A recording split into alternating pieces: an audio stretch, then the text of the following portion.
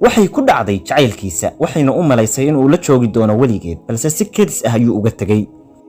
balse muddo aad u fara badan kadib waxay aragtay isaga oo baadi goobaya mar labaad inuu la kulmo marka ay la kulantayna waxa uu u sheegay war la yaab iyo fajiciso ku noqday Robin wuxuu ahaa mid marayay xiliyadii ugu adkaa noloshiisa markii uu bartay gabadha la yiraahdo Jean waqtigaas waxa uu ahaa askari loo diray si uu dagaal u galo kana qayb galo dagaalkii labaad ee dunida wuxuu ku khasbanaaday inuu ka tago wadankiisii iyo qoyskiisii si uu safar ugu raaco ciidamada oo ku wajahnaa wadanka Faransiiska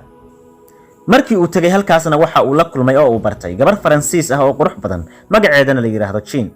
waxay ahayd gabar dhalin yar oo aad u soo jiidasho badan waxayna ciidamada Mareykanka ka caawinaysay cuntada Robin waxa uu ku dhacay jacaylkeeda wuxuuna ahaa mid suga marka ay imanayso xerada ciidanka maalin kasta mar walba waxa uu ahaa mid ku soo dhaweeyay xerada iyaduna si naxariis badan ayay ula tacaamuli jirtay usbuuciyo kadibna wuu awoodi waayay inuu ka qariyo dareenka jacayl ee uu hayo waana uu cadeeyay jacaylka uu dareemayo kadisa yaab leh ayay ku noqotay markii uu ogaaday inay isku dareen ahaayeen oo wada dareemayeen jacaylka si ay u galiso dareen hubanti jacayl ah waxay guddoonsiisay hadiyad khaas ah oo ay u soo diyaarisay waa sawirkeeda si uu xasuusto mar walba isaga oo dagaalka ku jira hadiyadaasi waxay ka dhigtay Robin aadanaha ugu farxadda badan koonka wuxuuna ballan ugu qaaday markii uu ka soo laabto dagaalka in uu guursan doono si kadis ah ayaa loo siiyay amar uusan filayn aadna uga naxsaday isaga waxa la siiyay amar ciidankii uu ku jiray inay ka tagaan Faransiiska toosna u galaan Jarmalka si ay ula soo dagaalamaan ciidamadii Naasiga ee uu hogaaminayay Adolf Hitler wuu awoodi waayay inuu khilaafo amarka la siiyay waxa uuna ogaaday in ay kala dhaqaajin doonaan jacaylkiisa Jean wuu aaday si uu u soo sagootiyo iyada isagoo aanan hubin inuu dib dambe u arkayo dagaalka Jarmalka dhexdiisu waxa uu ahaa mid aad u daran oo holac tufaya ayna macquul tahay inuu halkaas ku geeriyoodo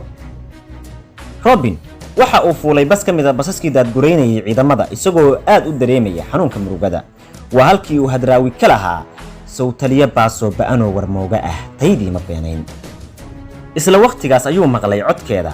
Jean oo uga dhawaaqaysa meel fog waxayna u timid isaga dartiis si ay u sagootiso waxayna bilowday oo hindaran markasta oo uu baska si fogaado isagana waxa maskaxdiisa ka guuxaysa heestii hadraawi ee ahayd sow baaladaymi baabuur lalaayo hadba hal la moodo fananaya buur dheer isma oran ka boodo nafta soo ma biimayn muuqaalkaas sagoontinta ah ayaa ku sawirnaa maskaxda Robin intii uu ku jiray dagaalka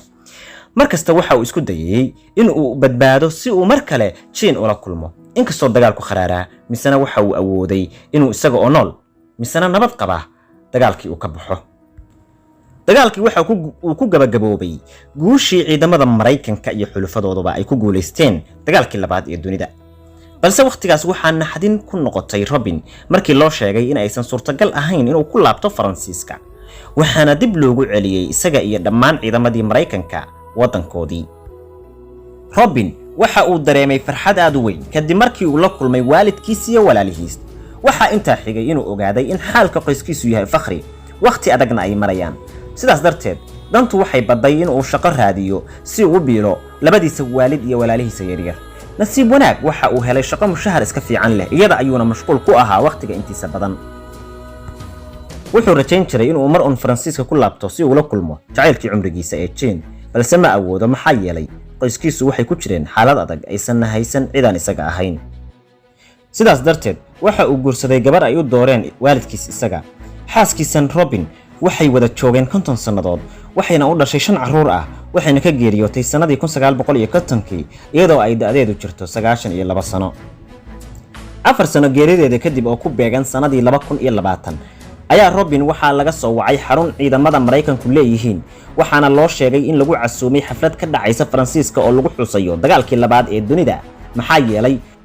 wuxuu ka mid ahaa ciidamada yar ee ka nool wixii waagaas dagaalka ka qayb qaatay Robin aad ayuu u faraxsanaa maadaama uu mar kale ku laabanayo dhulkii Jean balse rajo badan kama qabin inay nooshahay waayo kulankoodii koowaad waxa ka soo wareegtay wax ka badan 75 sano Robin waxa uu u safray Faransiiska waxaana waraysi la yeeshay mid kamid ah kanaalada TV-yada wadankaas wuxuuna soo saaray sawirkii Jean uu ka qaatay barigii uu dagaalka galayay ee ay hadiyad ahaanta u siisay aadna uu u ilaalin jiray wuxuu ka codsaday inay caawiyaan raadinteeda inay nooshahay iyo inay geeriyootay way raadiyeen qoladii kanaalku islaantii ilaa ay ka heleen markii dambe markii ay u sheegeen in ay nooshahay farxad ayaa gebigiisiiba la wareegtay qoladii kanaalku waxay geeyeen tuuladii ay ku noolayd balse aad ayuu u cabsanayay muxuu kala kulmi doonaa maadaama ballantii uu qaaday uu fulin waayey balse waxa uu tagay gurigeeda waxaana dhacay kulankii la sugayay muddo 75 sannadood ah waxa uu ogaaday Robin in xabiibadiisu aysan ilaawin sanadihii badnaa ee tagay oo dhan markii uu dagaalka aaday waxay bilowday in ay barato luqadda Ingiriisiga kana barato mid kamid ah macahadyada lagu barto Ingiriiska ee wadanka Faransiiska ku yaala iyadoo rajo ka qabtay inuu soo laabto oo uu guursado ulana safarto Mareykanka balse nasiib darro markii uu soo laaban waayay muddo dheer oo ay sugaysay waxay u malaysay inuu ku dhintay dagaalkii waalidkeedna waxay ku khasbeen nin kale iyo in aysan sugin Robin wayna guursatay ninkii wayna la noolayd muddo dheer ilaa uu ka geeriyooday wuu ka cudur daartay Robin waxa uuna aad uga bariyay inay cafiso waxa uuna u sharaxay duruuftii ku hareereysnay dagaalkii kadib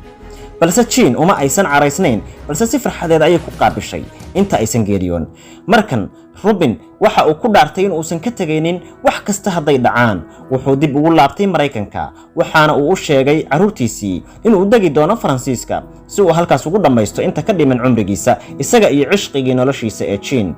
waan kugu fakarayay mar walba kumana hilmaamin aad ayaan kugu xiisay gabar yahay si aan muuqaalo badan oo noocan oo kale idinku soo sameeyo ha ila dhaafin subscribe like follow iyo share waa Cabdullaahi Cabdikariin Khaliif oo idin leh nabad galiyo salaam markasta